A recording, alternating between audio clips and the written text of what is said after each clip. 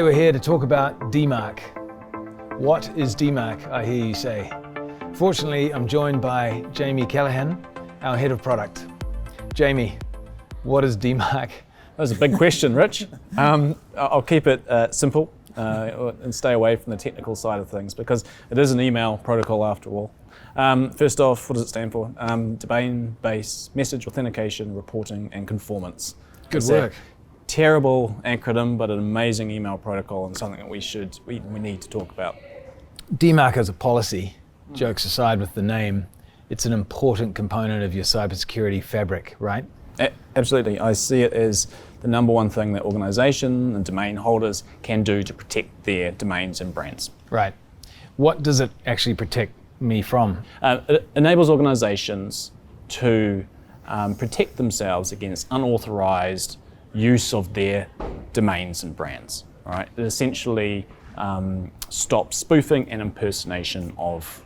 That's the key, isn't it? Yep. So if you are under attack from spoofing or impersonation, DMARC is a policy that helps you protect your organization from that type of attack. It allows the organization, the domain holders, to say these are the sources that can send on my behalf, right? The flip side of that is it stops the bad guys from sending on your behalf. Can you give us a specific example of an attack that's happened that DMARC would have prevented? Yeah, sure. We see this all the time, and this is why a lot of our customers come to us to implement DMARC to prevent that from happening again. It's usually tied back to phishing, right? A consumer receives an email from a trusted brand within the region. In this case, it could be the car registration. You need to renew your car registration. A sense of urgency is behind that. What the bad guys have done in this case is crafted a phishing campaign directly impersonating that trusted brand. Wow. That trusted brand did not have DMARC, therefore allowed the attacker to do that. If that trusted brand had DMARC turned on, the policy implemented, what would it have prevented?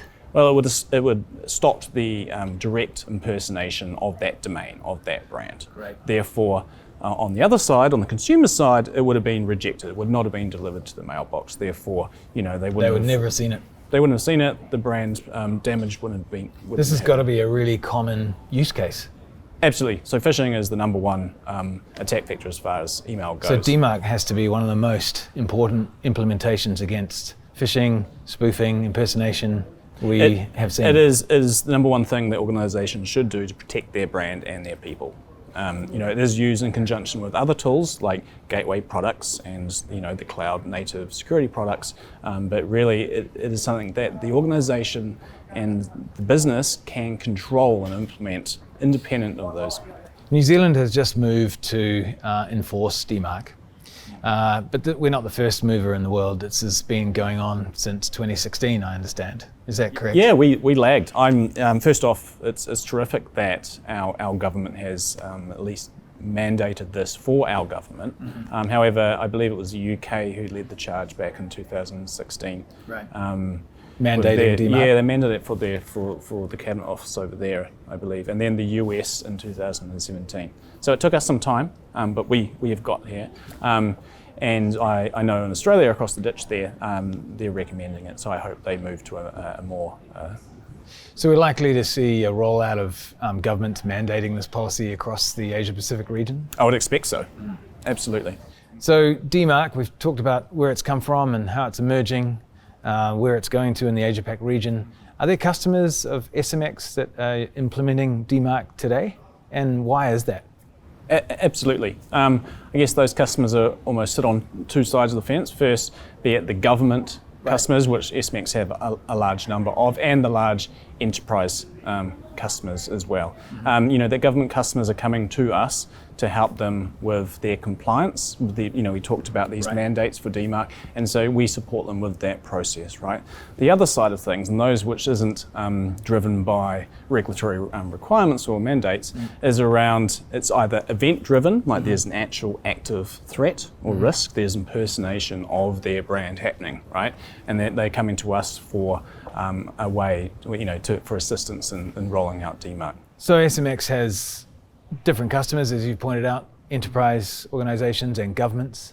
Has every customer got DMARC sorted Is it as simple as switching it on? Certainly not, and it's not just our customers, it's all organisations, right? So SMX, we run an annual DMARC State of the Nation, or a survey or a report. We've run this over the last 3 years, and whilst we've seen an increase in the adoption of DMARC and the policies within it, we've got a long way to go.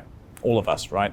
I'm not going to dig into statistics, but whilst we can see an increase in the adoption rate, the vast majority of organisations do not have a fully implemented DMARC record, one that is actively set to reject and protect your organisation.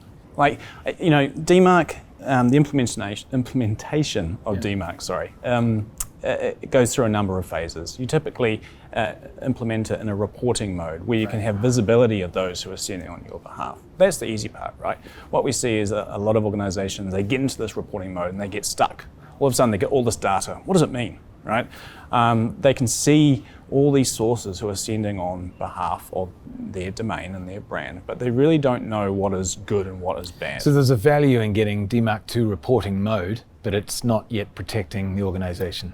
Well, I'm glad you said that, because one of the key benefits, as I see it, around DMARC is not only around the security space, it's around the email hygiene. Right. It's around understanding your sending sources, who is sending on your behalf.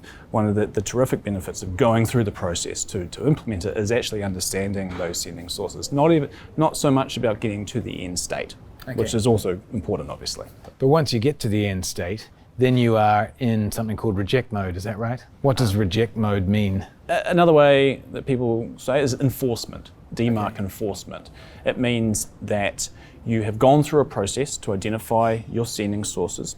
You've set up a DMARC policy that outlines the good sending sources, and what you've said is, this is my policy, that if they don't come from that list of good sources, this is what I want the email platform to do. And it usually comes down to two things, be it quarantine the mail or reject the mail. Great. So it's enforcing your wishes if it doesn't meet the sending sources. If companies struggle with that transition from implementation to reporting to reject, what can they do? Well, they come to us. We have a service that will support our customers and other organisations through that process. It's called DPS, or Domain Protection Service, and it's a managed service. Ultimately, it's a managed DMARC implementation.